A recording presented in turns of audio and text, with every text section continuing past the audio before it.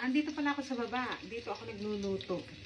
Naubusan ako ng karga ng gasol. Kaya bumaba ako dito para dito ako nagluto. Nagpiprito ako ng talong. Tapos chicken. Nakakita ng talong na haba kahapon yung bayaw ko. Kaya binilan ako.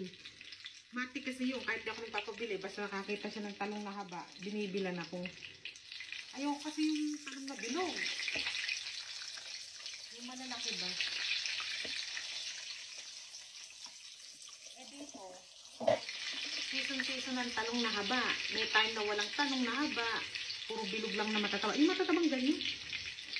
Tapos, wala dito yung ganan kong babae. Kaya, ipagluto ko na rin sila ng breakfast. Ang biyanan kong lalaki, maaga nagigising yan. Araw-araw yan, maagang gumigising. Alas 4 pa lang mahigit, gumigising na yan. Bumibili siya ng gatas. Pakita ko sa inyo yung gatas. Dito sa tabing bahay namin, may, ano dyan, may mga kalabaw, saka baka. Diyan siya bumibili ng gatas. Ito.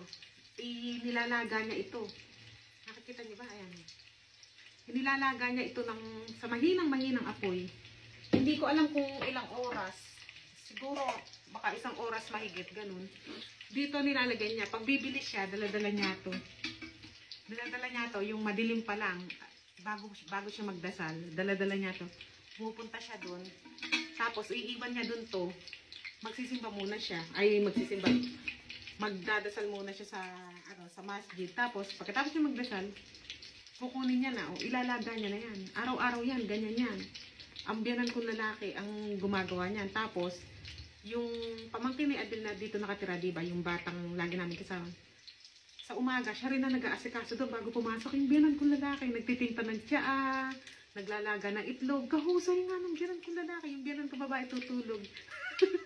Sana all, tanghali na siya gumigising. Pero minsan maaga rin, pero kadalasan tanghali. Kasi late na natutulog. Parang bayaw ko, ayun, hanggang ngayon tulog, alas 11 na.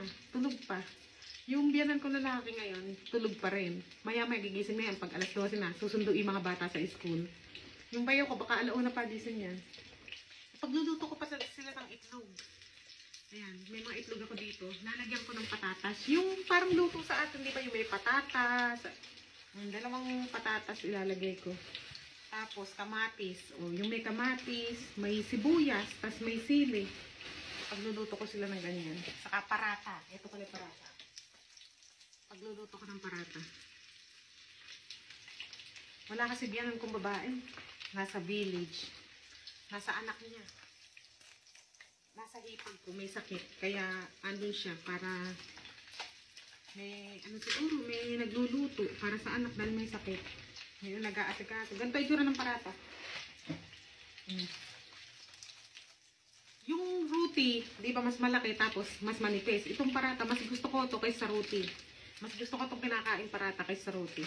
Ang gusto-gusto ko pa yung cheese parata. Natikman niyo na may cheese parata. Ay, ang sarap. Luto na rin ito. Ang ulam ko, talong, saka kamatis sa usawan ko. Sila Usman yung chicken.